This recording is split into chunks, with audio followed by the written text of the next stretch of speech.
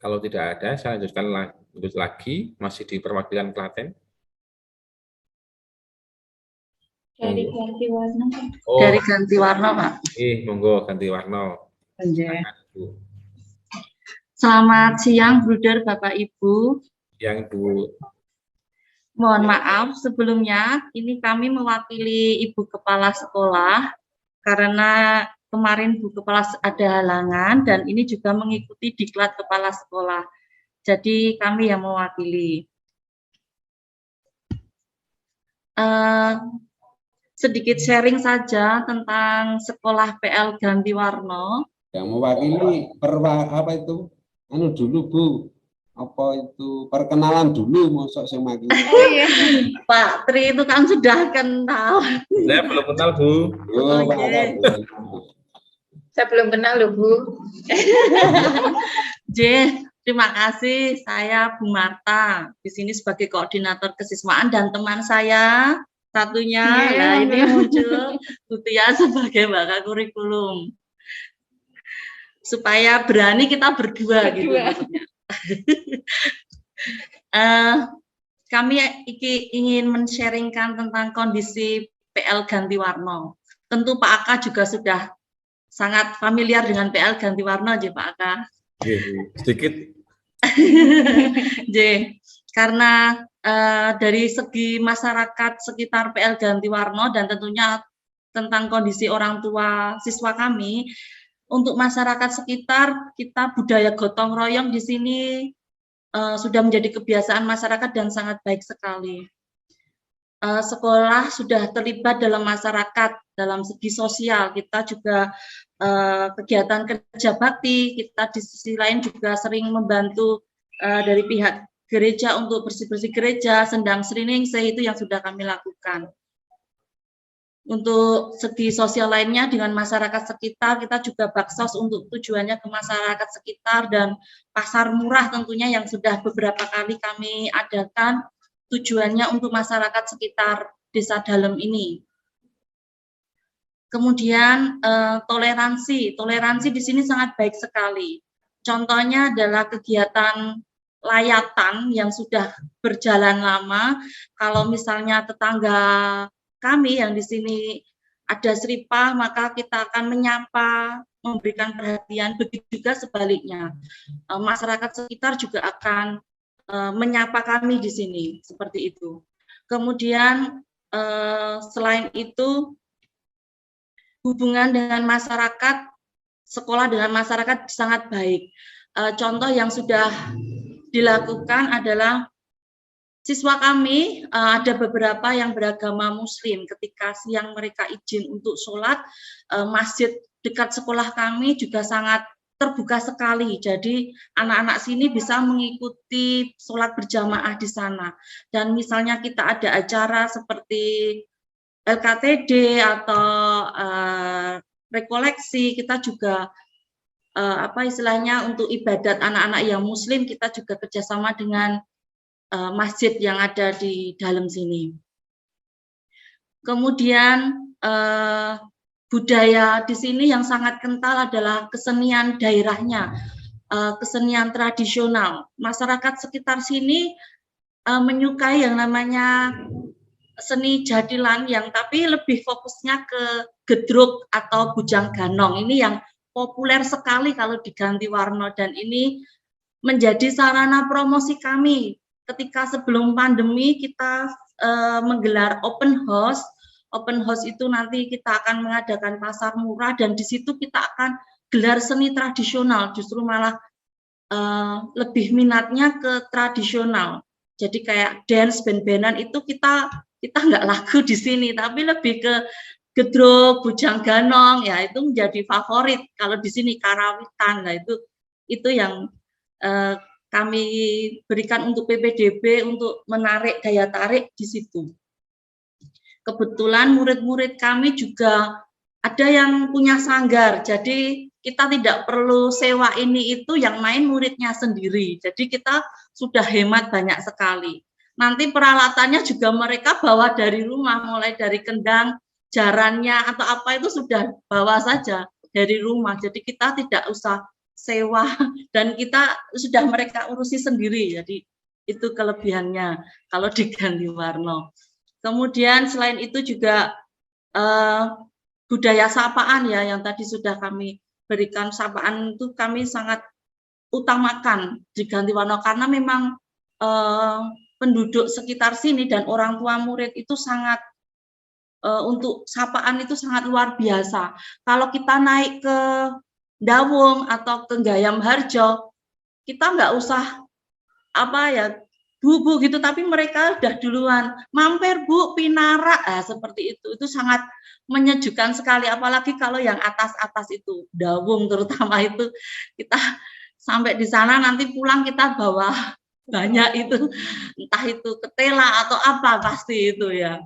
Itu yang menjadi ciri khas kami untuk kondisi masyarakatnya. Dan mata pencarian penduduk sekitar kami kebanyakan adalah petani dan buruh. Buruh di sini ada yang bekerja di pabrik, tapi kebanyakan buruh sini adalah harian lepas. Mereka bekerja ketika ada panggilan pekerjaan. Itu hampir siswa kami orang tuanya bekerja petani dan buruh itu. Hampir kebanyakan untuk pegawai sangat sedikit sekali. Maka apa yang dibutuhkan oleh siswa-siswa kami, yang pertama ya tadi lebih ke perkembangan psikologinya. Anak itu sangat membutuhkan pendampingan, perhatian, sapaan, karena mereka di rumah banyak orang tuanya mungkin sudah sibuk di sawah untuk bekerja, buruh harian, mereka tidak memperhatikan sungguh masalah pendidikan. Jadi lebih ke pasrah, moso borong bu, seperti itu bahasanya orang tua itu, moso borong itu. Tetapi orang tua di sini tidak pernah istilahnya kok kalau komplain ya paling saran sedikit, cuma tidak pernah yang gimana-gimana, cuma mereka pasti lebih terbuka. Kalau diberitahu anaknya kok tidak ikut PJJ, mereka menerimanya dengan sangat baik sekali. Jadi orang tua di sini pokoknya sangat mendukung apa yang sekolah, program-program sekolah, kegiatan-kegiatan sekolah, sangat baik sekali orang tua di sini. Kemudian selain itu untuk murid-murid kami ini membutuhkan wawasan yang sangat luas, jadi memberikan bantuan untuk gini loh, dunia itu gini, ini loh ada pengetahuan seperti ini, karena mereka sendiri kurang, sangat polos ya masyarakat di sini itu, anak-anak terutama anak-anak itu sangat polos. Jadi untuk pengetahuannya, untuk mengakses keluar, kalau kita tidak memberi dorongan, sangat minim sekali. Selain itu juga karena minimnya fasilitas di rumah. Sinyal aja mereka untuk PJJ itu harus di gereja, di kapel bareng-bareng seperti itu. Di gardu juga ada, karena Bu sini paling banyak sendiri sinyalnya mereka. Ada yang pernah awal-awal PJJ dulu sampai naik ke atas genting itu ada fotonya juga. Jadi memang fasilitas ini sangat minim, tapi sekarang kan semakin mereka juga semakin memperbaiki gimana bisa ikut PJJ, perjuangannya sangat luar biasa. Dan yang kesulitan kami datangkan untuk PJJ di sekolah. Itu kemudian pelindung kami adalah Santo Pius ke-10. Kami sungguh meneladan Santo Pius ke-10, di mana nilai-nilai Santo Pius ke-10 yang bisa kami ambil adalah kesederhanaannya. Motonya hidup miskin, mati miskin. Tetapi tentunya murid-murid di sini memiliki tujuan untuk hidup sukses semuanya kalau sekarang. Tetapi kesederhanaan itu yang kami ambil di sini di sekolah Gantiwarna. Selain itu nilai Santo Pius juga tentang kerelaan hati. Ibaratnya kita cari murid, ya kita sudah berusaha maksimal, dalam arti kita ini perempuan semua Pak, Bu, di sini kita gurunya ada 5, 1 ibu kepala sekolah dan semua perempuan. Yang laki-laki ya Bu ya? Iya, yang laki-laki hanya pelaksana, semuanya perempuan. Nah, ini emak-emak pokoknya. Nah, kalau briefing pagi itu bisa kayak rapat PKK itu, perempuan semua itu. Nah, tapi kita memiliki jiwa-jiwa wonder-wonder ini, perempuan-perempuan ya. Selain itu juga rendah hati yang kami ambil dari Santo Pius ke-10.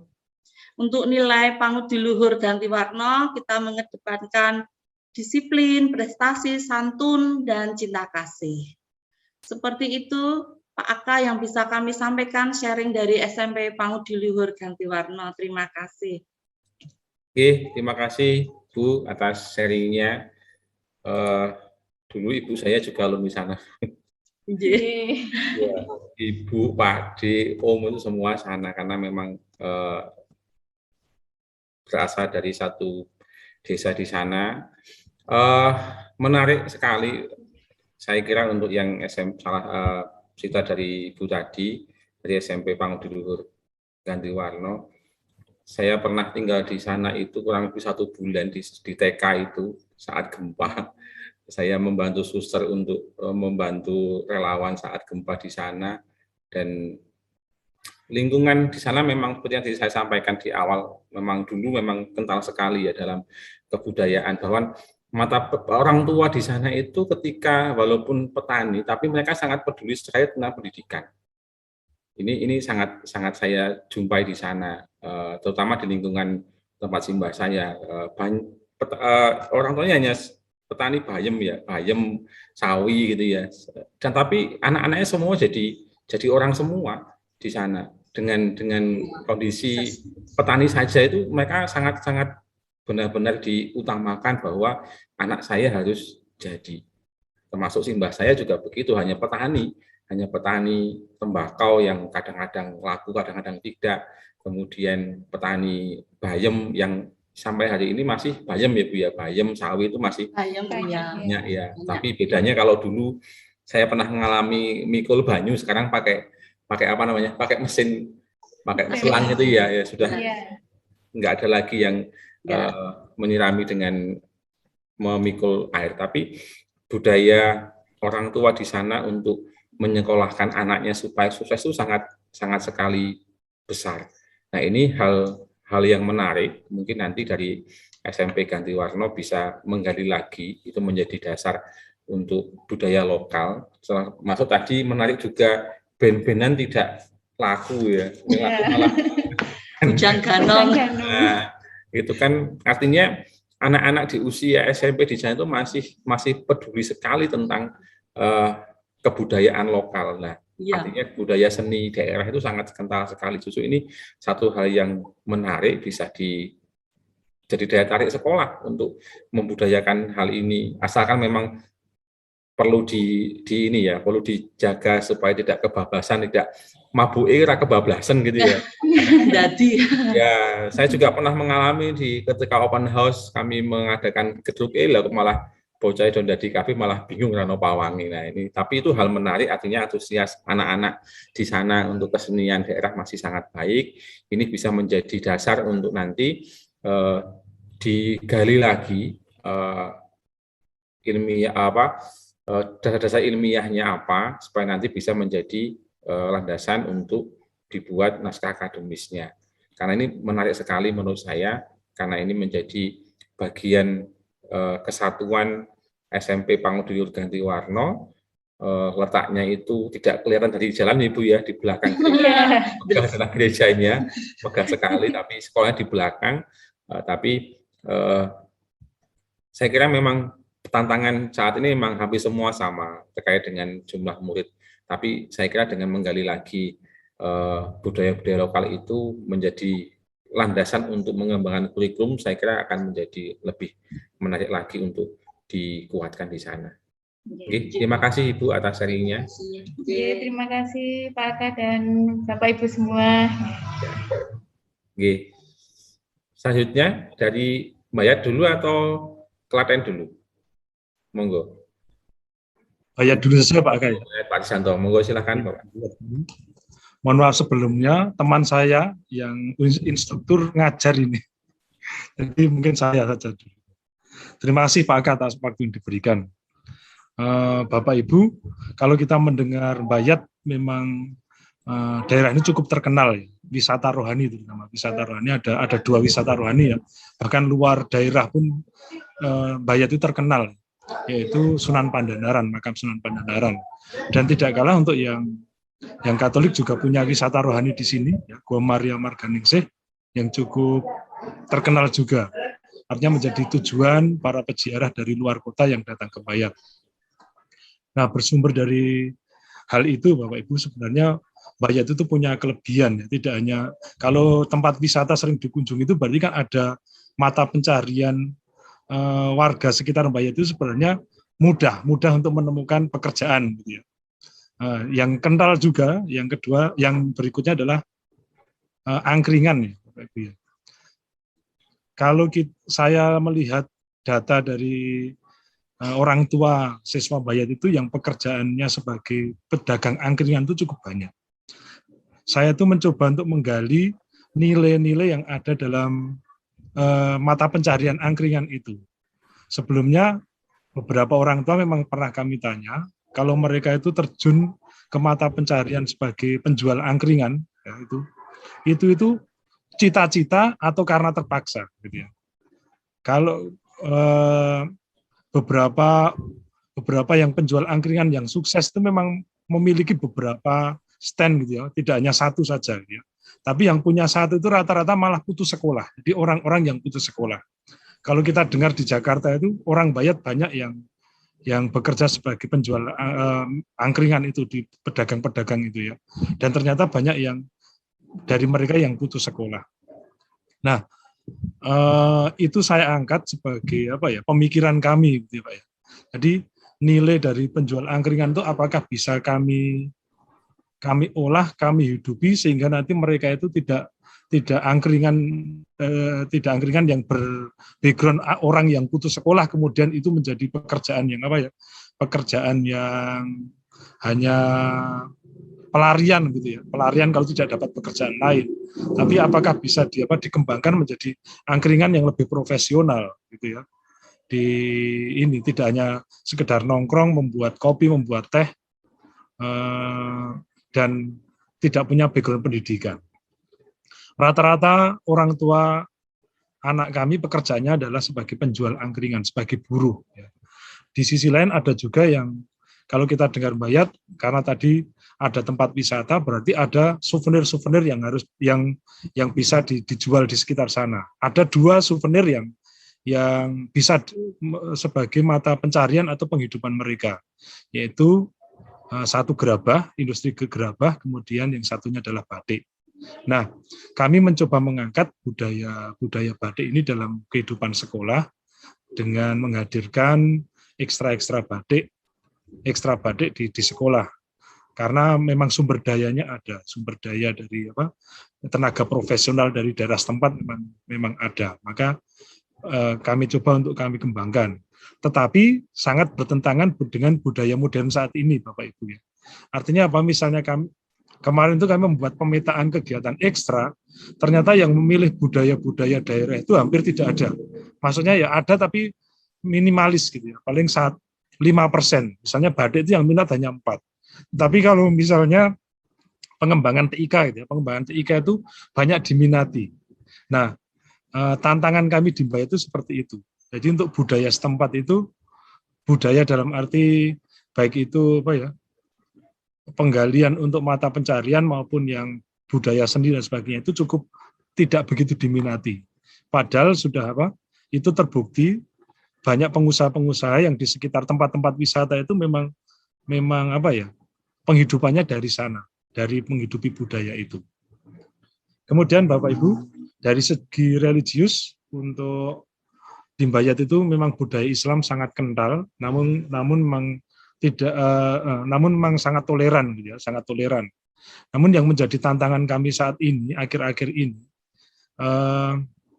jumlah peminat SMP Pangudur Bayat itu yang beragama Islam itu semakin lama semakin turun. Itu malah sebagai kelemahan kami sebenarnya. Maksudnya sebagai hal yang kurang dari kami.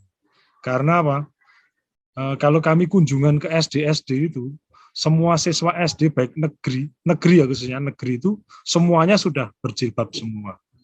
Jadi nanti kemungkinan kalau masuk ke PL Bayat, mereka tentu juga akan berpikiran yang sama, akan mengalami penurunan penurunan tingkat iman atau apa gitu. Berjilbaban terus dicopot kan gitu lah. Kan aneh gitu ya. Maka kami tetap bersyukur sampai saat ini jumlah siswa yang Islam itu masih banyak, masih lama kelamaan menjadi sebanding gitu ya. Jadi persentasenya itu 50%, 50%. Tahun yang lalu sampai 65%. Jadi yang Islam itu lebih banyak, 65%. Tapi kok sekarang semakin mundur. Maka tantangan kami adalah memang publikasi, promosi, mencari alasan bagi keluarga-keluarga yang Islam itu mengapa sudah berkurang untuk menyekolahkan ke Pangudi-Luhur. Padahal alumninya juga cukup banyak. Alumni dari Pangudi-Luhur Bayat yang beragama Islam juga cukup banyak. Tapi mengapa mereka mulai pelan-pelan tidak menyekolahkan ke SMP Pangudi-Luhur Bayat sendiri. Itu dari segi religius. Kemudian dari keluarga juga, mayoritas anak-anak kami itu berasal dari keluarga menengah ke bawah. Tetapi tak kurang-kurangnya karena kami menghidupi nilai-nilai dari buder guru itu yang berpihak pada yang miskin, kami pun tetap mengusahakan untuk membantu mereka. Jadi kami tidak berhenti. Dan kalau kemarin ada 6 nilai dari buder guru yang disampaikan itu kelihatannya entah berapa persen kami pun sudah menghidupinya, sudah menghidupi nilai-nilai yang ada. Bahkan kami tambah juga dengan nilai dari Santo pelindung kami, Santo Aloysius Gonzaga, itu berkaitan dengan tekun berdoa, rendah hati, murah hati, cermat, pantang menyerah, sederhana, dan tekun. Itu juga entah prosentasenya seberapa sudah kami hidupi. Terutama yang yang murah hati dan kemudian yang berpihak pada yang miskin. Itu Pak yang kami hidupi. Kemudian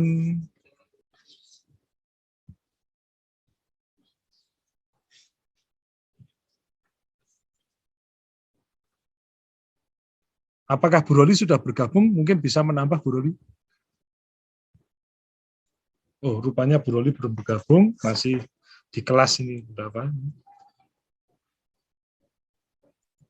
Kemudian yang saya garis bawahi, budaya-budaya lokal itu malah mulai tergeser, betul Pak ya. Di Mbaya itu anak-anak itu tidak minat pada misalnya ada batik, tidak minat pada pengembangan kerajinan lokal seperti gerabah itu banyak yang tidak minat. Berdasarkan data kami, data pemetaan awal untuk kegiatan ekstra. Mereka minatnya malah ke budaya-budaya yang lebih ke modern, padahal orang daerah dan punya budaya daerah yang bisa untuk menghidupi mereka di masa yang akan datang. Itu Pak yang kami sharingkan, Pak. Ya, terima kasih Pak Harjanto dari SMP Pangudi-Luhur Bayat. Menarik tadi ada budaya angkringan ya Pak. Betul. Jadi semua angkringan yang saya singgahi pasti dari Bayat Pak. Ya. Bahkan juga saya di mana ya? Saya tanya PL Bayat, ya kenal Pak. Saya tidak tahu apakah itu tetangga bersebelahan atau alumni, saya nggak sampai ke sana, cuman ketika ngobrol, kemudian saya tanya SMP PL Bayat, ya tahu itu di Jogja kalau nggak salah. Ya menarik memang terkait dengan, karena mata pencarian orang-orang di sana itu pada banyak yang berusaha untuk mengusahakan angkringan gitu ya, bahkan sudah mendunia bahkan dimanapun. Iya, kalau ada angkringan itu pasti kalau nggak Bayat juga ada di bagian di Cawas, tapi kebanyakan memang Bayat. Betul, memang banyak yang sudah hanya punya 1, punya 2, bahkan saya pernah temui di Salatiga Pak, dia itu ada yang sistemnya hanya sebatas gawe dalan, enggak dalan ya, cari tempat saja Pak. Jadi tempat ini sudah laku, sudah banyak yang minatnya, ditinggalkan Pak, dijual lagi, kemudian dia pindah ke daerah lagi, begitu terus begitu. Nah, inilah Pak, saya pas ketemu salah satu orang seperti itu. Nah, menarik jika memang tadi mau diangkat oleh SMP PL Bayat terkait dengan budaya budaya angkringan yang tidak hanya sebatas minum kopi, kemudian makan sego kucing gitu ya Pak ya, tapi ada hal lain yang bisa digali. Dan ini saya kira menarik untuk bisa dijadikan landasan naskah akademis, dicari mungkin filosofinya atau teori-teori yang mendekatkan ke sana. Kemudian dari segi religius juga ada 2 tempat ziarah Muslim, itu ada apa tadi Pak, Pangandaran ya, Pangandaran, kemudian yang di Gua Maria Marganingse, itu juga hal yang baik dari sisi religius, sehingga nanti mungkin dari SMP Bahat bisa memetakan untuk 7 unsur budaya menurut Kunto Ningrat itu lebih masuk kemana. Nah, dari penggalian itu mungkin akan ditemukan satu nilai atau banyak nilai yang memang cocok untuk SMP Pangudul Rembayat, dan itu nanti bisa menjadi landasan atau menjadi hal yang lebih diupayakan lagi. Tadi disampaikan juga nilai-nilai inti Buddha Guru sudah dihidupi. Nah, ini butuh ini Pak, butuh data otentik seperti apa, sehingga nanti akan dituangkan di narasi naskah akademik itu. Jadi monggo nanti bisa sama-sama dilengkapi di apa dengan staf, karena atau dengan Bapak Ibu guru, karena tugas FGD pertama ini adalah kita membentuk satu naskah akademis, dan itu memang didasarkan dari pengalaman-pengalaman yang memang bisa dipertanggungjawabkan, baik itu dari ilmuwan, filsuf, kemudian cerita pengalaman, lalu cerita yang lain, sehingga itu nanti dituangkan bisa menjadi satu landasan yang kuat bahwa nanti pengembangan kurikulum di SMP PLN Rembayat bisa dasarnya ada yang bisa dipertanggungjawabkan dalam bentuk naskah akademis itu. Saya kira dari saya itu Pak, menarik untuk mengangkat budaya angkringan itu sangat menarik, sehingga nanti bisa menjadi inspirasi untuk sekolah yang lain. Itu Pak Asisanto. Terima kasih Pak Aka. Ada yang mau disampaikan atau komentar Bapak Ibu terkait dengan budaya angkringan yang menarik ya? Budaya angkringan. Boleh usul Pak. Oke, monggo Pak. Terima kasih. Kenalan dulu Pak Haryanto, saya Pak Koko dari Pangudul Duriwoyo Pak. Iya Pak. Di tempat yang sama, terpencil. Sekolah kita mewah Pak, mepet sawah. Oke, saya tertarik dengan batiknya justru, bukan angkringannya, dengan batiknya. Mungkin bisa dipikirkan kaderisasi batik bagi 4 orang peserta. Kalau pesertanya hanya 4, tidak masalah, kecil tapi malah mentes. Artinya di kader sungguh 4 orang ini sampai membentuk karakternya menjadi batik is the best. Ditunjukkan bahwa batik itu sudah bicara di tingkat dunia. Apa namanya, kalau kita lihat fashion week di Prancis itu yang berbahan dasar batik banyak banget. Kalau itu bisa ditampilkan kepada anak-anak yang 4 orang ini, maka dia akan punya kebanggaan terhadap batik dan akan menggeluti itu dengan sungguh-sungguh sampai terbentuk karakternya batik is the best. Nah, kemudian pendampingan berikutnya adalah sampai pada produk, dan produk itu dipasarkan. Artinya bukan sekedar ekstra yang nek bahasa saya itu nek prakarya, kerajinan tangan itu biasanya kegiatan-kegiatan pembelajaran yang hanya menghasilkan dalam tanda klik sampah. Bar di biji terus dibuang itu loh. Artinya tidak ada nilai apapun yang didapatkan oleh anak bahwa ini penting untuk saya pelajari dan bisa menghidupi saya kelak. Bahkan bisa menghidupi orang-orang di sekitarnya. Nah, kalau 4 anak ini sungguh didampingi sampai pada menghasilkan produk yang layak jual dan benar-benar laku terjual, itu bisa menjadi daya tarik tersendiri bagi anak-anak yang lain untuk ikut. Bisa jadi barangkali malah bisa menjadi promosi sekolah. Iki lho, anak-anak lulusanku iso dadi batiker yang bisa hidup. Terima kasih Pak. Boleh saya tanggapi Pak? Monggo Pak. Terima kasih Pak Koko masukannya. Memang kalau batik tingkat anak itu ya memang bisanya yang sederhana ya Pak ya. Jadi tingkatannya tidak sampai pada yang tingkat user yang sudah laku dijual, itu layak dijual, itu kadang-kadang juga belum sampai ke sana Pak. Tapi memang kita memetiknya mungkin ya 10 tahun lagi gitu Pak. Siapa tahu mereka jadi desainer motif-motif batik yang baru-baru itu ya, yang bagus begitu. Mungkin memetiknya bisanya di sana Pak. Memang pengalaman sekolah memang 3 tahun yang lalu memang ada lomba desain batik itu ya anak-anak bisa didampingi kemudian dapat juara itu dari kabupaten juga ada Pak. Tetapi kalau saya lihat apa produk-produk yang selama ini ada dan masih ada bekasnya di sekolah, masih ada produknya itu Pak ya. Yang tadi bukan sampah loh Pak ya. Bisa kami pamerkan kalau ada kunjungan orang tua atau apa itu ya. Istilahnya kayak apa ya? Kayak butik apa ya? Butik sederhana itu Pak ya. Sebagai ruang pamer hasil karya anak yang batik itu bisa kami pamerkan juga Pak. Tapi kelihatannya saya sendiri menilai dan para guru juga menilai oh ini memang belum layak jual. Jadi masih sebatas apa ya? Ya keterampilan dasar lah untuk mereka untuk bisa membatik. 10 tahun lagi mungkin siapa tahu gitu Pak. Terima kasih Pak itu Pak.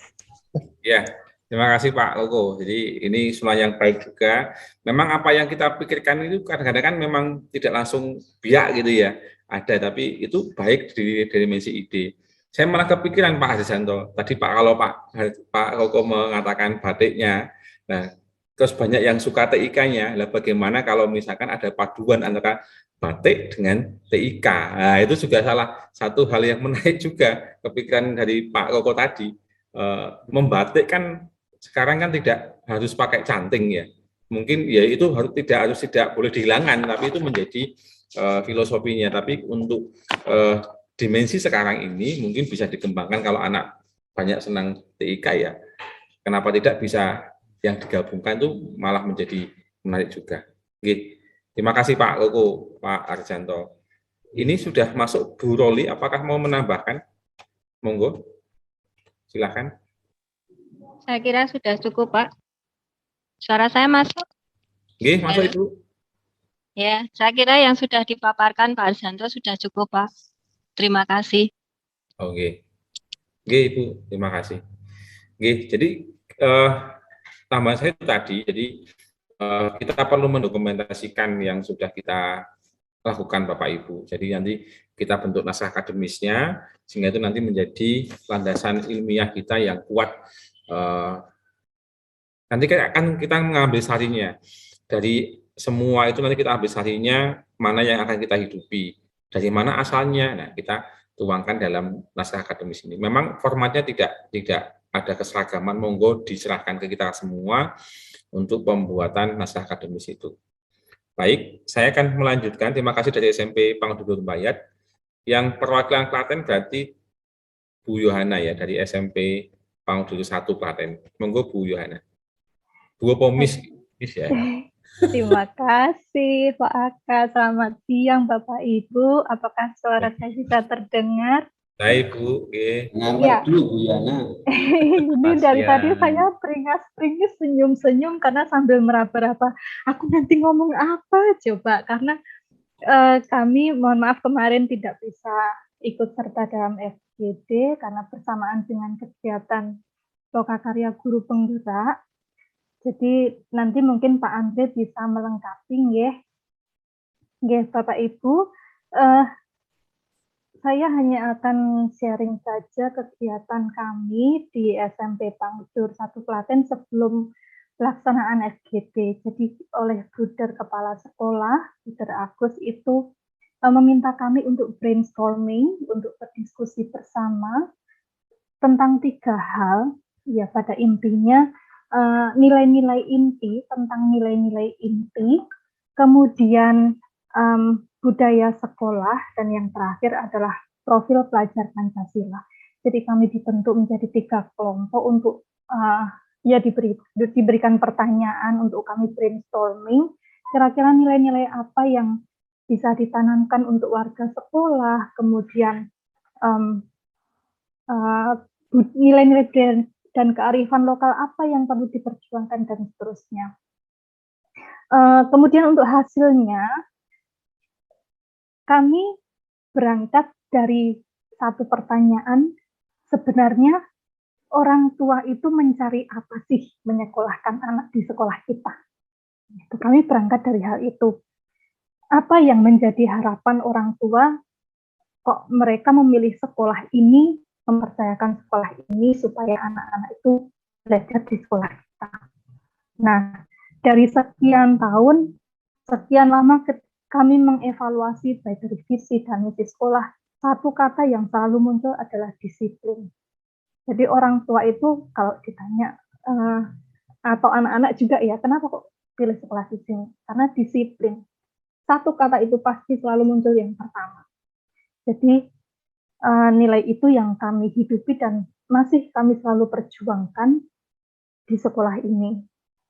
Nah, tidak hanya dari anak-anak saja, tidak hanya dari peserta didik saja, tapi kami mencoba selalu untuk dari semua warga sekolah, ya Bapak Ibu guru juga kami upayakan, ya ayo kita ajak disiplin semuanya. Kita nggak bisa menuntut anak-anak kalau dari kita sendiri tidak memberikan teladan. Kalau dari Bapak Ibu guru tidak bisa memberikan teladan dan tidak bisa menjadi contoh, gimana anak-anak mau seperti yang kita ini kan inginkan ya. Nah itu kemudian untuk pangsa pasar kami untuk peserta didik yang bersekolah di sini background-nya itu sangat heterogen. Jadi dari yang menengah ke bawah ada, yang di tengah-tengah juga ada, yang menengah ke atas juga ada beberapa. Jadi untuk sangat heterogen lah untuk background keluarganya, yang dari keluarga baik-baik ya banyak, dari keluarga broken juga ada beberapa, seperti itu. Jadi sangat-sangat bervariasi. Banyak hal yang ketika kami wawancara di awal wawancara PPJB itu tentang finansial, itu pasti mereka juga, PL itu ya identik dengan sekolah mahal. Padahal kalau dibandingkan dengan sekolah kompetitor, itu enggak juga loh. Nah, itu. Jadi kami mencoba untuk menghapus image sekolah mahal itu yang kami masih harus perjuangkan juga. Karena itu salah satu hal yang mungkin orang mau mendaftar di sekolah ini masih mikir dulu, gitu. Nanti kuat nggak nyekolahkan anak kuning kuno, gitu. Kemudian untuk beberapa masyarakat pun juga masih mencari sekolah yang gratis. Ya, kita tidak bisa memungkiri kalau kita dibandingkan dengan sekolah negeri ya nggak pas lah. Ya, karena berbeda, jelas berbeda, karena kita sekolah swasta, sekolah negeri seperti itu, sekolah swasta, kita juga harus memikirkan finansial sendiri. Tuh, kemudian kalau tadi Bapak Ibu dari sekolah lain itu menyampaikan punya Santo-Santa Pelindung, Bapak Ibu sekolah kami tidak punya Santo-Santa Pelindung. Jadi sejak awal namanya ya SMP Pangudiluhur 1 Klaten. Kalau dulu memang SMP Pangudiluhur Putra ya, karena memang homogen, hanya anak-anak putra saja, hanya cowok-cowok saja yang sekolah di sini. Tetapi sejak tahun berapa saya juga belum melihat sejarahnya lagi, itu mulai campur putra dan putri. Kemudian sempat juga sekolah ini di puncak kejayaan ketika belum ada sekolah swasta yang istilahnya yang identik dengan satu hal plus poinnya. Tetapi semakin ke sini, semakin banyak muncul sekolah-sekolah kompetitor. Ya, kita tidak menutup mata, tidak menutup telinga bahwa pasti saya yakin juga di sekitar Bapak Ibu guru juga sudah muncul sekolah-sekolah baru yang menjadi kompetitor. Kan? Nah, itu menjadi satu tantangan juga bagi kami yang dengan ekonomi menengah ke atas itu sudah ada sekolah yang menampung itu, dan itu mereka berani memberikan fasilitas dan nilai fasilitas-fasilitas yang tidak mungkin kami bisa penuhi. Kalau misalnya dalam satu kelas ada 2 guru, nah kan kita tidak mungkin, kadang di sekolah kita aja satu guru mengambil beberapa mapel. Kemudian kalau di sekolah negeri itu digratiskan, nggak ada SPP, kita kan jelas nggak bisa seperti itu. Itu kemudian mengenai apa yang bisa kami menjadi plus poin kami. Di sekolah kami, Bapak Ibu, ada pelajaran blok, di mana pelajaran blok itu seperti pelajaran ekstra, ya seperti kegiatan ekstrakurikuler, tetapi pelaksanaannya di pagi hari. Jadi masuk jam intern. Di sekolah kami ada 8 kegiatan blok, yaitu dari blok tari, blok Mandarin, kemudian band, karawitan, English club, robotik, teater, ensemble. Sudah ada 8 belum ya? English club, Mandarin, robotik, tari, teater, band, ensemble, dan karawitan. Ini di awal tahun pelajaran, kami berikan anak-anak itu kesempatan supaya mereka memilih sesuai dengan minat masing-masing. Jadi memang seperti ekstra. Kadang-kadang orang tua yang anaknya baru kelas 7 itu bingung, ini ekstra, saya mau milih ekstra ini, loh kok ekstranya pagi hari, padahal beda. Blok sendiri, ekstra sendiri. Blok itu di intern, kalau ekstra di setelah KBM. Dan karena masa pandemi ini kegiatan ekstra belum jalan, tetapi pelajaran blok ini bisa jalan. Jadi ini satu plus poin untuk kami. Jadi anak-anak itu tidak melulu pelajaran matematika, IPA, bahasa Inggris, bahasa Indonesia, tidak. Tetapi ada satu waktu 2 jam, walaupun hanya 2 jam pelajaran, mereka paling tidak bisa refresh, bisa oke lah yang seneng band bisa main band, yang seneng nari bisa nari, seperti itu. Nah, dari itu semua Bapak Ibu, apalagi ya yang mau saya sampaikan ya, saya juga bingung sendiri karena kemarin FGD saya tidak ikut, Bruder sekarang juga tindak, kami juga belum sharing dengan Pak Andre dan Bu Leoni yang mewakili kami kemarin. Monggo Pak Andre kalau mau menambahkan, silahkan Pak Andre. Terima kasih Pak Aka, Bapak Ibu. Oke, Bu Yona, monggo Pak Andre.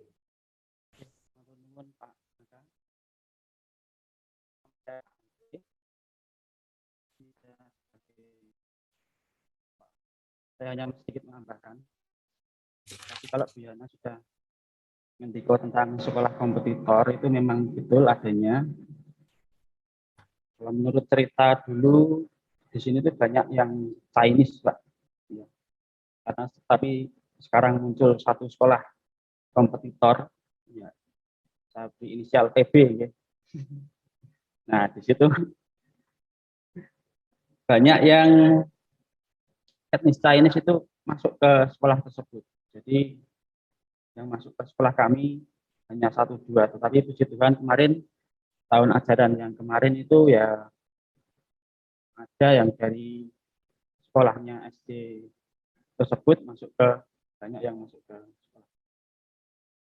Lalu tambahan lagi tadi kalau Bu Yana juga sudah menyebut tentang disiplin yang diharapkan orang tua.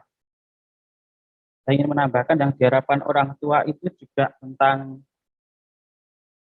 layanan yang prima, layanan yang tepat. Jadi harapan orang tua itu kalau di Klaten itu kalau gurunya di WA sama orang tua atau muridnya itu pengennya itu langsung dibales, nggak mau nunggu gitu. Lalu pengennya disapa dari sekolah. Nah, berangkat dari situ kami memfasilitasi siswa-siswa kami dengan melaksanakan home visit. Yang pertama home visit, lalu yang kedua tentang teguran kepada siswa-siswa yang kurang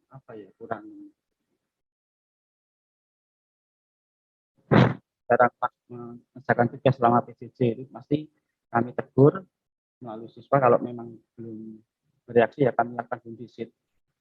Itu yang saya tambahkan tadi tentang layanan prima dari sekolah dan sapaan dari sekolah. Lalu yang dibutuhkan dari peserta didik di SMPPL ini saat ini adalah tersedianya kegiatan yang memfasilitasi bakat dan minat anak. Jadi kemarin itu kami sudah mendata anak-anak kami yang kelas 7 itu bakat dan minatnya itu apa saja. Supaya apa? Supaya kami pada saat ada informasi lomba-lomba itu kami mudah mencari anak-anak yang berbakat di bidangnya masing-masing. Misalkan kemarin di Jogja itu ada lomba tentang dance. Nah, di sekolah kami kan tidak ada ekstra kurikuler modern dance. Nah, itu dengan mudah kami juga bisa mencari anak-anak yang berpotensi di bidang modern tersebut dan juga mendapatkan prestasi yang maksimal di acara tersebut. Itu salah satu yang kami lakukan di awal masuknya kelas 7 yaitu mendata anak-anak yang berpotensi di bakat dan minatnya mereka masing-masing. Itu yang bisa saya tambahkan, Pak Akad. Oke, terima kasih Bu Yohana dan juga Pak Andri ya atas sharingnya.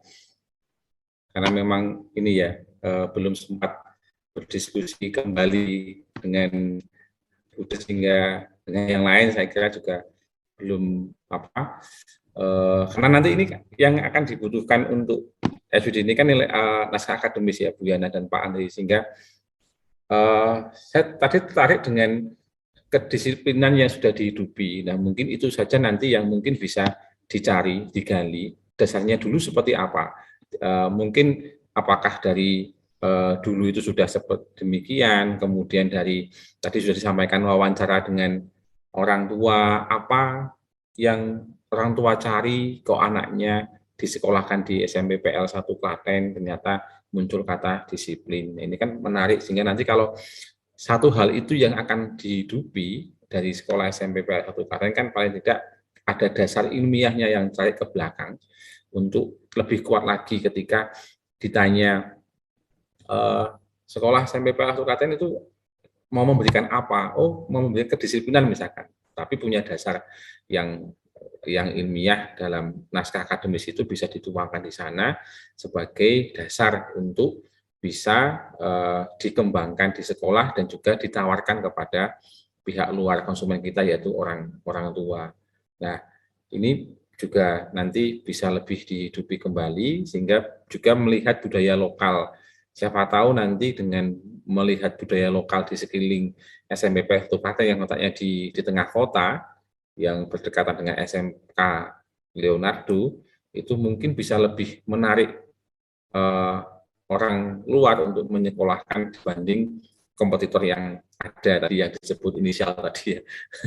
Gitu. Tapi monggo nanti bisa digali lebih dalam lagi dan nanti akan bisa dituangkan dalam sebuah naskah akademis yang baik, karena memang ini targetnya demikian, maka perlu dikomunikasikan kembali. Banyak hal saya kira di SMP PL 1 Klaten yang bisa dikembangkan untuk lebih meningkatkan lagi. Sekarang sudah baik, jadi lebih baik lagi Bu Yohana dan Pak Andri. Tetap semangat walaupun budenya tidak ada, pokoknya gas terus semangat ya.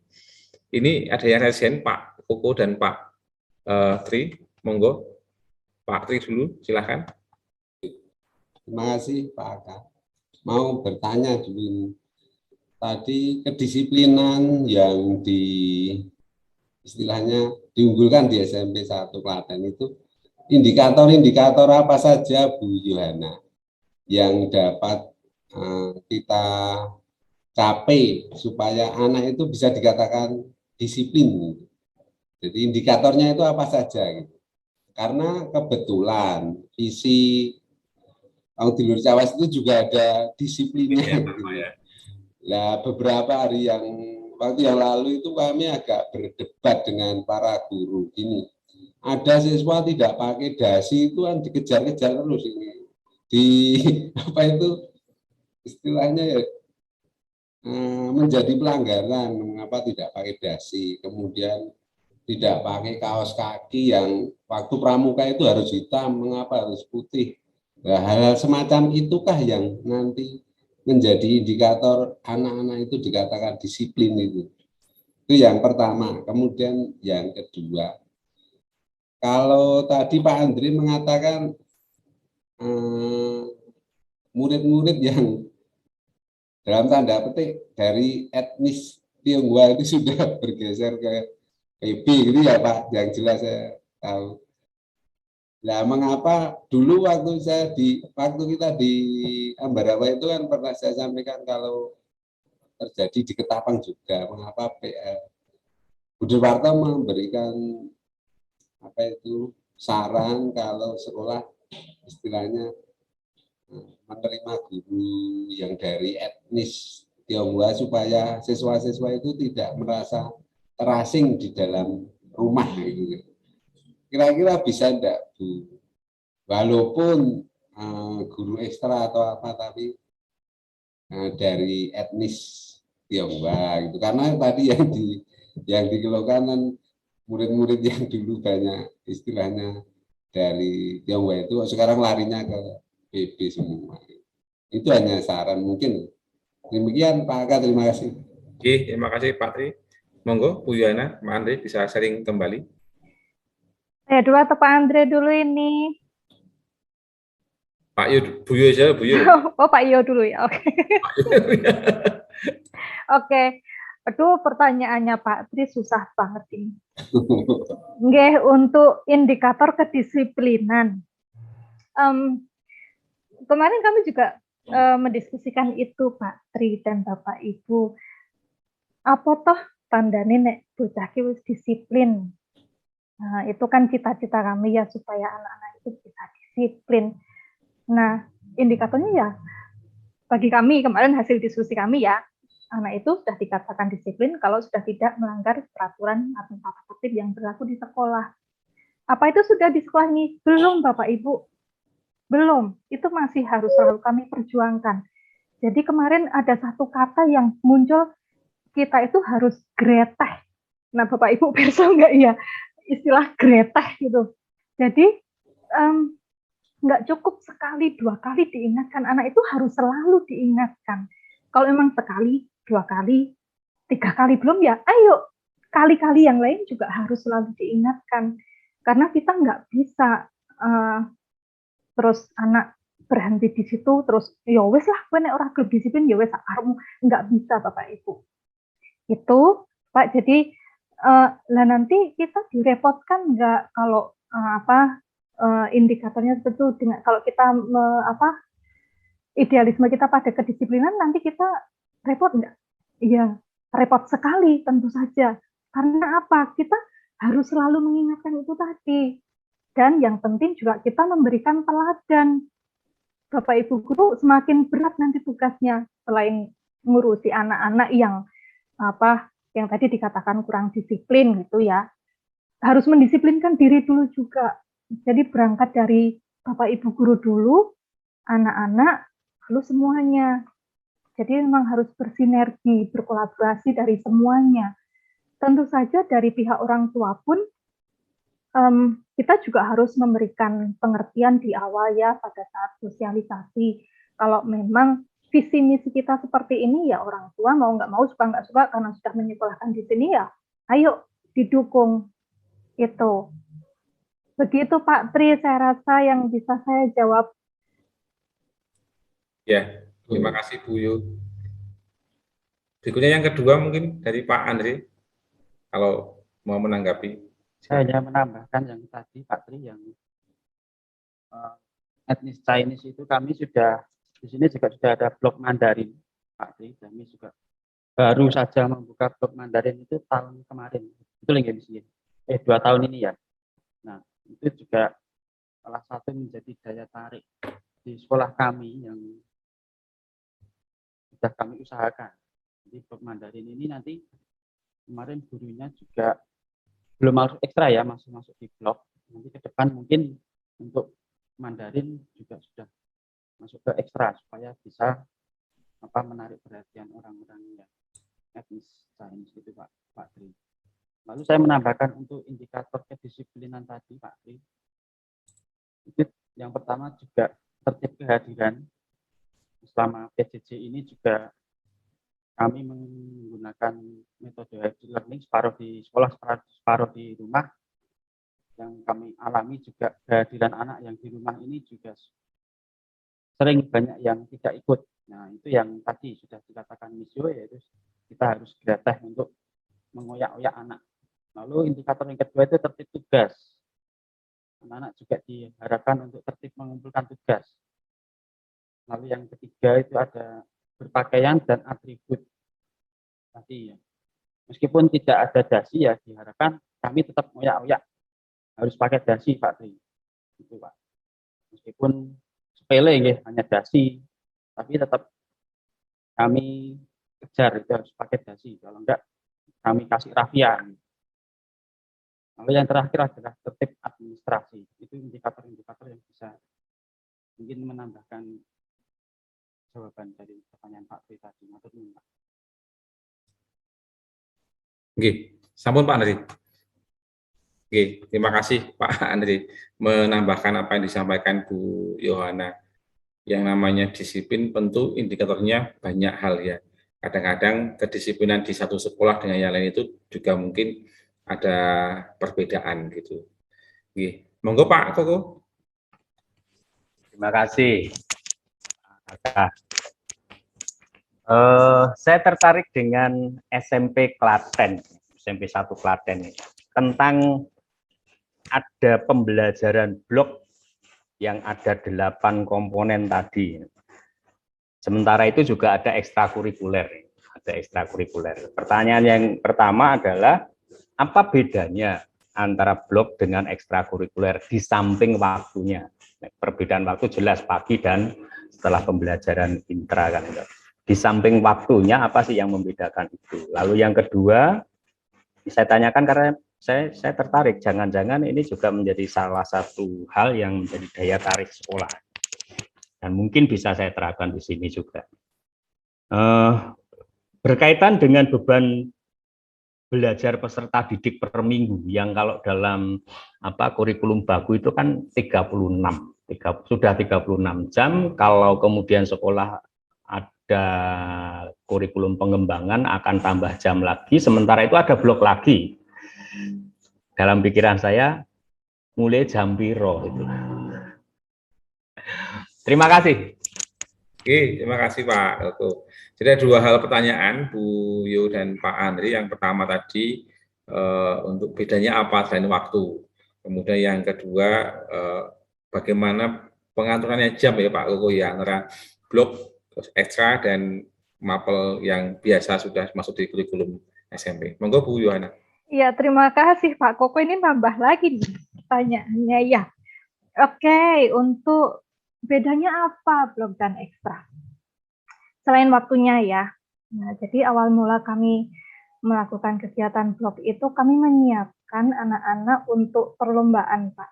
Jadi memang kami lebih fokus untuk lomba. Jadi ketika anak itu mau masuk blok, di awal sudah kami sampaikan kalau kamu mau ikut blok tertentu harus dipikirkan dulu, memang harus benar-benar sesuai dengan minat dan bakat kalian.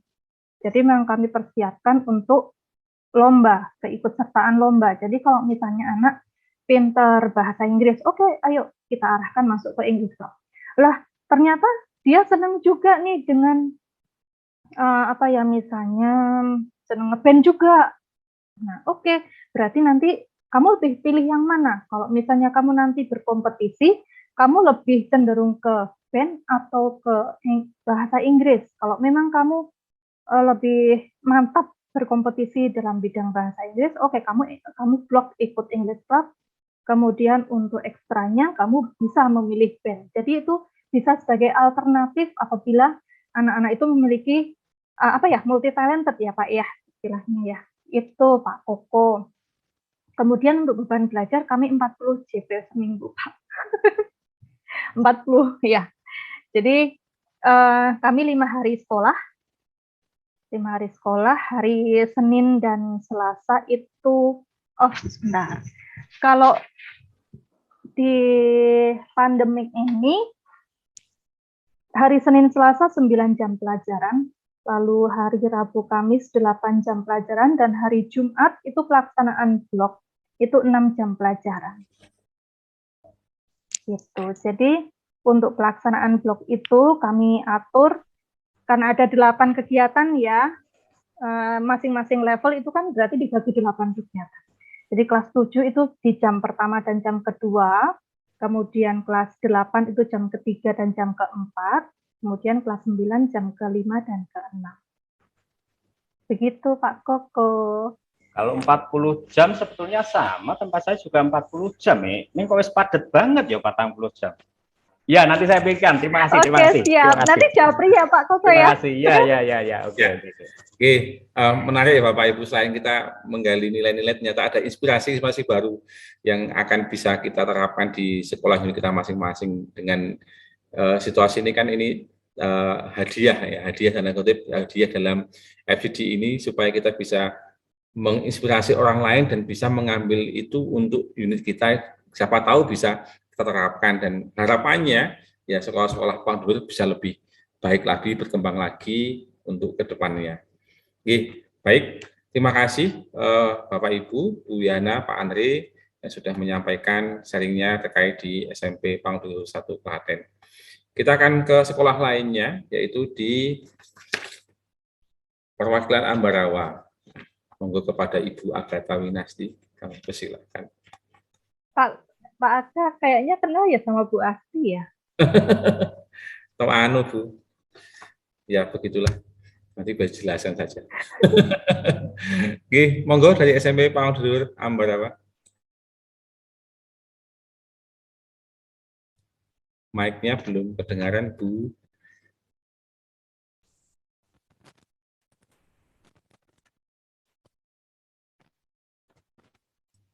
Belum. Belum keluar, Bu, suaranya.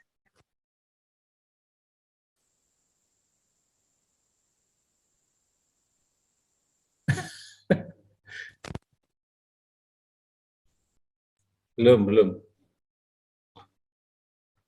kedengaran. Belum, Bu, belum masuk suaranya. Oke, jadi belum tancap itu. Kayak ucul ya.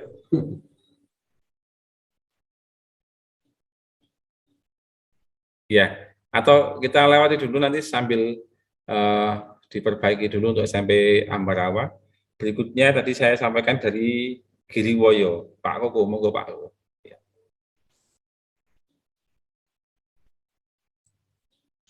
Saya dapat kesempatan bicara juga. Saya pikir sudah kemarin. Tambahan Pak, ya mau tambah dengan kemarin, monggo. Baik, terima kasih. Akan saya sampaikan dulu berkaitan dengan sebentar ya.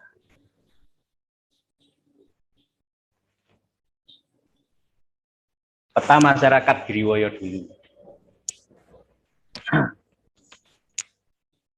Yang pertama berkaitan dengan peta masyarakat Giriwoyo, keberhasilan dakwah Islam selama 30 tahun terakhir ini telah mengubah tata nilai dan tradisi masyarakat. Contohnya, 1, tradisi punden. Kalau di sini dikenal dengan danyangan. Ada tempat-tempat tertentu yang dipercaya bahwa itu merupakan asal muasal atau cikal bakal dari dusun setempat itu. Nah, dengan adanya keberhasilan itu, maka tradisi punden atau danyangan itu makin pudar, sehingga banyak danyangan yang hilang, keangkerannya dalam tanda petik menjadi tempat biasa.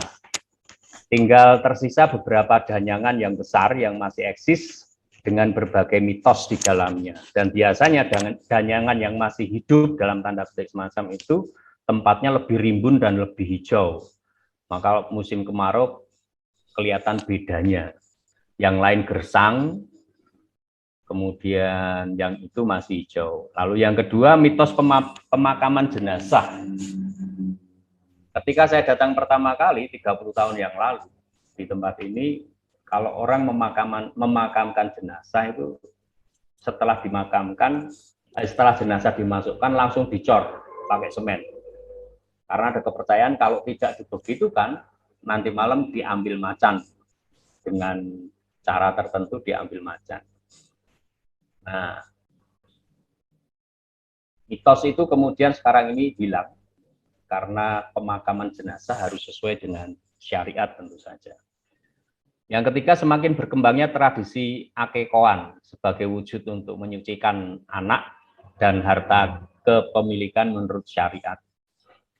Busana muslim khususnya hijab semakin kukuh menjadi bagian penting dari perwujudan iman Islam. Nah, catatannya tradisi masyarakat yang catatannya hal ini semakin menjadi tuntutan dari dunia Islam untuk diperkenankan anak-anak mereka sekolah dimanapun, termasuk kalau sekolah di Katolik ya boleh berhijab. Catatan yang kedua adalah tradisi masyarakat yang masih kokoh sampai saat ini adalah rasulan atau upacara bersih dusun yang tidak afdol kalau tidak disertai dengan pertunjukan wayang kulit semalam suntuk. Yang kedua, Gambaran masyarakat Giriwoyo adalah masyarakat petani ulet dan pekerja keras. Bapak Ibu bisa membandingkan antara sawah atau ladangnya orang Giriwoyo dengan ladangnya orang daerah lor-loran bahkan Klaten. Ladangnya orang Giriwoyo itu bersih seperti halaman rumah itu. Rumput sakler pun nggak ada. Itu membuktikan betapa uletnya mereka dan betapa mereka suka bekerja. Pola pertanian masih menggunakan tada hujan sampai sekarang. Polanya adalah tanam pertama itu rancah padi kering. Kemudian kalau tanah itu cukup berair maka dilanjutkan dengan sawah. Baru yang terakhir itu palawija. Tapi kalau tempatnya memang tempat yang relatif kering, maka habis rancah ya palawija. Nah, sekarang ini berkembang tanaman-tanaman hortikultura seperti tembakau, melon, dan semangka. Pertanian yang sudah mulai menggunakan peralatan modern, traktor, kultivator, sumur bor, dan lain-lain. Memelihara ternak, sapi atau kambing, maka dua pekerjaan ini merupakan pekerjaan yang saling berkaitan. Limbah pertanian dipakai untuk pakan ternak, limbah ternak dipakai untuk pupuk tanaman pertanian. Match. Yang ketiga, masyarakat Giriwoyo umumnya memiliki kasih sayang yang tinggi terhadap anak. Yang menurut pikiran saya kadang-kadang salah diejawantahkan. Mereka berupaya keras memenuhi semua kebutuhan anak, terutama dalam hal kebendaan. Maka tidak mengherankan kalau anak SD itu sudah mahir berkendara motor. Anak TK sudah pegang HP. Rata-rata kuota anak SMP itu 50.000 per bulan. Dan umumnya habis dipakai untuk game dan medsos. Selanjutnya, kesadaran akan pentingnya pendidikan memang mulai berkembang dibandingkan pertama kali saya datang sampai sekarang. Ke sekarang ini sudah berkembang jauh sekali. Semakin banyak anak yang studi lanjut ke perguruan tinggi. Semakin tidak ada anak putus sekolah di usia SMP. Nah, sayangnya kesadaran itu tidak dibarengi dengan kesadaran pentingnya pendampingan belajar di rumah oleh orang tua. Tidak dibarengi dengan kesadaran bahwa biar bagaimanapun pendidikan yang pertama dan utama itu orang tua, sekolah itu cuma membantu. Sehingga kalau anak itu sudah masuk sekolah, ya pekerjaan sekolah itu jadi borongan, Pak. Jadi borongan. Borong, Pak, Bu. Kalau pasrahke teng panjenengan, anggenipun kula wentah anak kula, piung pun. Nah, dari sisi kebutuhan anak, ada beberapa yang tadi saya simak dan saya setuju sekali, cocok dipakai untuk kami juga.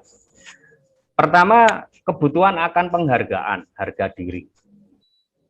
Rata-rata itu belum terpikirkan sama sekali oleh anak-anak. Sehingga kalau mereka melakukan sesuatu yang dipandang itu pelanggaran berat, bagi saya itu merupakan pelanggaran berat yang sangat mengkhawatirkan atau memprihatinkan.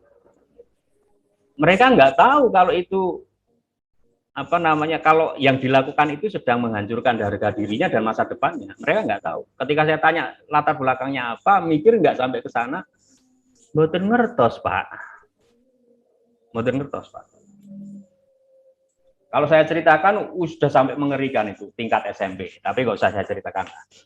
Kemudian itu kebutuhan penghargaan atau harga diri. Kemudian kebutuhan aktualisasi diri. Ini yang tadi saya tangkap melalui blog, pembelajaran blog, maka saya tertarik itu karena ini penting juga.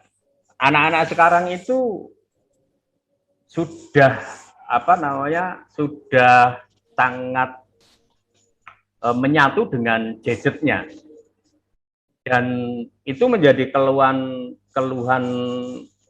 keluhan utama orang tua maupun guru termasuk kepala sekolah. Tetapi di Ambarawa kemarin saya muncul ide gila, terinspirasi oleh SMP Bintang Laut, muncul ide gila, kenapa kegemaran anak-anak nge-game itu nggak diwadahi aja di sini. Misalnya kalau ada pembelajaran blok nge-game, biar mereka main game terus untuk dikirim lomba-lomba. Maka saya tanyakan tadi, blok ini didani karo ekstrakurikuler opo? Ternyata untuk mencetak prestasi. Yuk, top toh itu. Bayangin kalau SMP Giriwoyo ada yang juara nasional lomba game, luar biasa. Padahal itu juga mahal harganya. Apa namanya kalau sudah sampai ke sana.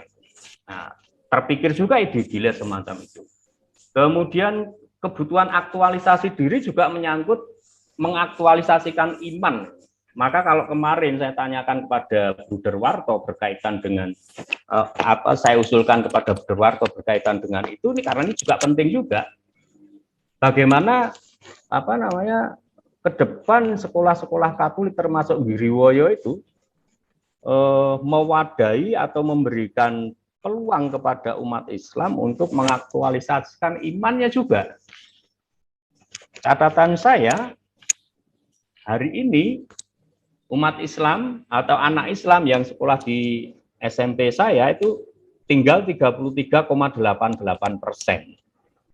Padahal 5 tahun yang lalu sampai 50-60%. Itu kan berarti penurunan yang cukup tajam. Kalau ini tidak diwaspadai, ke depan jumlah orang Katolik, jumlah anak-anak yang beragama Katolik semakin menurun, semakin habis. Dan sementara animo dunia Islam itu semakin menurun, habislah sekolah. Ini akan terjadi di mana-mana, tidak hanya Giriwoyo, Ganti Warno, Cawas dan seterusnya sampai dengan bahkan SMP Klaten 1 Klaten pun akan mengalami hal yang sama. Kalau umat kita sudah habis anak-anaknya dan kita tidak bisa menarik kepercayaan dunia Islam tanpa kehilangan jati diri sebagai sekolah Katolik, catatannya di situ. Itu berbahaya. Maka memang perlu dipikirkan bagaimana memformat sekolah Katolik tetap menjadi dirinya sendiri, tetapi menjadi lebih inklusif, tidak semakin eksklusif. Terima kasih Pak Aka. Oke, terima kasih Pak Toko, ceritanya menarik ya, sampai bisa melihat dari sisi budaya Islam yang berkembang, tadi sempat dikatakan budaya apa Pak, punden, apa tadi, dayangan ya Pak?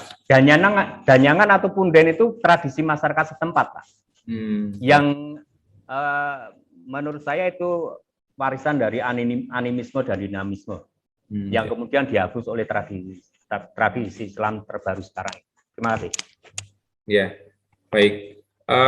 Berarti kalau boleh saya tanya Pak, untuk anak-anak di sana, enggak sekarang ya, mungkin kita kembali 5 tahun ke belakang. Ya. Jadi mereka itu masih kental di sisi itu Pak, di sisi budaya punden itu. Artinya baik orang tuanya maupun anaknya masih kental sekali.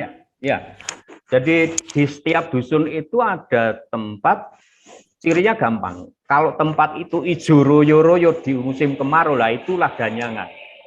Nah, pasang sesaji di situ pada saat-saat tertentu, malam Jumat atau bagaimana. Dan kalau pas rasulan biasanya ada sesaji di situ. Rasulan itu kan sebetulnya bersih desa yang kemudian dalam tanda petik kalau warisan zaman dulu itu yang dipuja kan punden. Iya. Makam leluhur. Terima kasih Pak.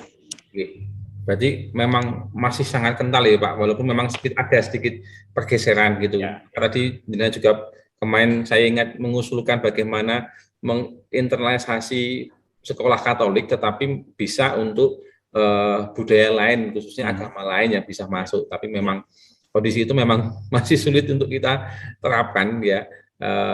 Ya mungkin bisa cara lain yang nanti bisa dikembangkan di setiap daerah, tentu tidak akan sama, saya yakin kondisi saat itu dengan kondisi penurunan jumlah siswa berdasarkan agama itu juga menjadi tantangan dan resiko Dulu kami juga banyak Muslim ya, sekarang ya malah semakin sedikit. Itu bukan ada nilai plusnya, juga ada nilai negatifnya. Kenapa kok tidak ke tempat kita lagi? Ya, nanti mungkin itu bisa digali lagi Pak Koko dengan teman-teman sehingga bisa memunculkan satu hal baik dalam narasi akademis itu, dan mungkin bisa menjadi apa ya? Ya kalau mungkin sekarang belum kepikiran ketemu kan paling tidak bisa membayangkan idealnya ke depan bagaimana.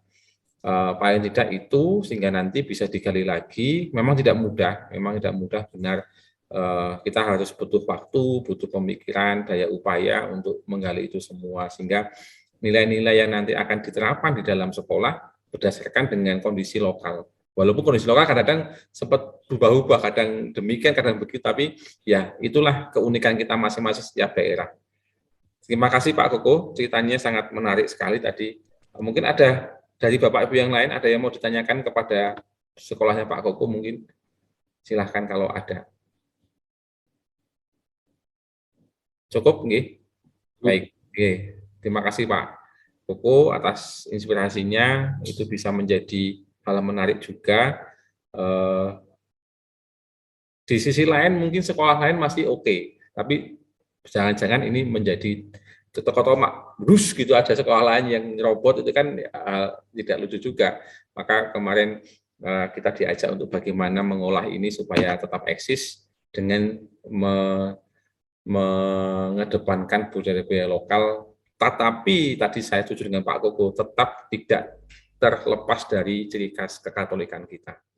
Baik, terima kasih Pak Koko.